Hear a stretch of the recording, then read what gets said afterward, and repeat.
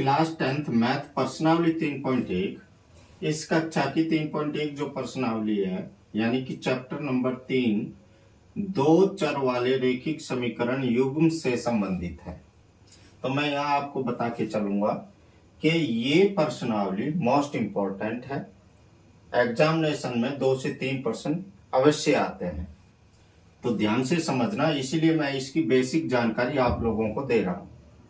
तो देखिए, सबसे पहले तो इसी के बारे में समझते हैं कि इसका मतलब क्या होता है। दो रेखिक वाले रैखिक समीकरण युग्म, इसका अर्थ क्या होता है। देखो, दो का मतलब है दो संख्याएं, दो संख्याएं।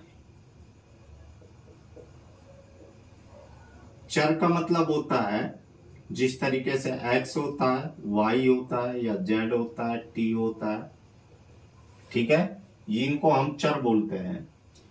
रेखिक, रेखिक क्या होता है। देखिए, रेखिक का मतलब होता है जिस चर की घात एक हो, उसका मतलब होता है रेखिक। समीकरण का मतलब आप जानते ही हैं, मैंने पिछली वीडियो में बताया भी था। युग्म का मतलब होता है जोड़ा। तो ये बात समझ में आ गई होगी। दो चर वाले रैखिक समीकरण के जो युग्म होते हैं, उनका जो रैखिक समीकरण का जो व्यापक रूप होता है वो क्या होता है। देखिए, व्यापक रूप, व्यापक रूप इसे अच्छी तरीके से समझिए। व्यापक रूप क्या होते हैं,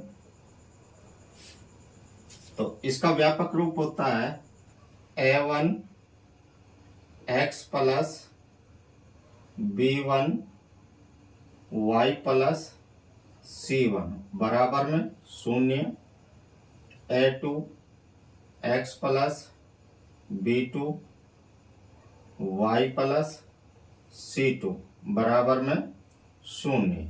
क्लियर। यानी कि इनको हम क्या बोल सकते हैं, युग्म। ये होते हैं युग्म, या यूं बोले जोड़ा। क्लियर। अब इनमें चर, चर क्या होते हैं। देखिए, अभी मैंने यहां बताया था x y z t, ठीक है। तो यहां पर x और y दोनों जोड़ों में x और y यानी कि x और y ये हमारे चर हैं। अब a1 b1 c1 ये क्या है, तो बच्चों इनको बोलते हैं वास्तविक संख्या, वास्तविक संख्या। क्लियर। ये होते हैं वास्तविक संख्या जिन्हें हम r से दर्शाते हैं, ठीक है। तो ये तो हो गया व्यापक रूप। अब मैं आपको आंकिक उदाहरण दे देता हूं इसका। आंकिक उदाहरण, आंकिक उदाहरण से आपको क्या पता चलेगा कि कोई सवाल किस तरीके से आता है या किसी सवाल को किस तरीके से करते हैं, ठीक है। तो यहां लिखेंगे 2x माइनस 3y। तो देखिए, यहाँ इसमें व्यापक रूप में प्लस है या माइनस है, तो जरूरी नहीं है यहाँ प्लस ही आएगा, यहाँ माइनस भी आ सकता है, ठीक है। प्लस √ 2 बराबर 0, x प्लस 7y प्लस 500 बराबर में 0। क्लियर। ये हो गया हमारा समीकरण नंबर 1 और ये हो गया समीकरण नंबर 2। अब देखिए, यह है दो चर वाले रैखिक समीकरण, क्योंकि इसमें दो तो चर है x और y और इनकी जो घात है वो एक है के, तो इसलिए इसको रैखिक समीकरण बोला जाता है, ठीक है।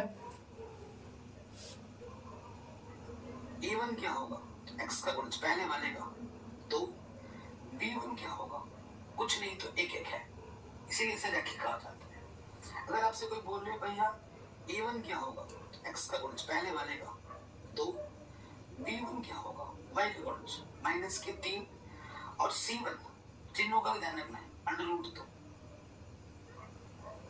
अपरिमित संख्या भी वास्तविक संख्या ही होती। अब अगर आपसे कोई पूछे a1 क्या होगा, तो a1 का गुणांक क्या है, 2 है, B1 क्या होगा, B1 का गुणांक क्या है, -3 है, चिन्ह को ध्यान रखना है। C1 क्या है,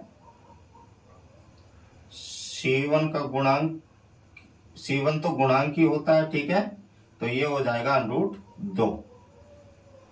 तो अपरिमेय संख्याएं भी वास्तविक संख्याएं होती हैं, ये भी समझना है, क्योंकि ये √2 जो है ये है अपरिमेय संख्या, ठीक है। अब A2 क्या है, x का गुणज कुछ नहीं है तो वहां हम 1 मानते हैं, ठीक है। B2 क्या है, B2 का गुणज है 7 और C2 क्या है, C2 है 500। क्लियर। अब इससे आगे होता है अनुपातों की तुलना। अनुपातों की तुलना। अब अनुपातों की तुलना किस तरीके से होती है, देख, इससे आगे अनुपातों की तुलना के लिए चलोगे तो इस तरीके से सॉल्यूशन होगा, A1 बटे A2, B1 बटे B2। देखिए, अगर यहां तुलना करते वक्त A1 बटे A2 बराबर नहीं है B1 बटे B2 के, तो वहां पर प्रतिच्छेद करती हुई रेखाएं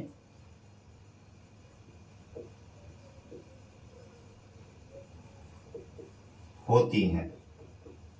समझ में आ गया।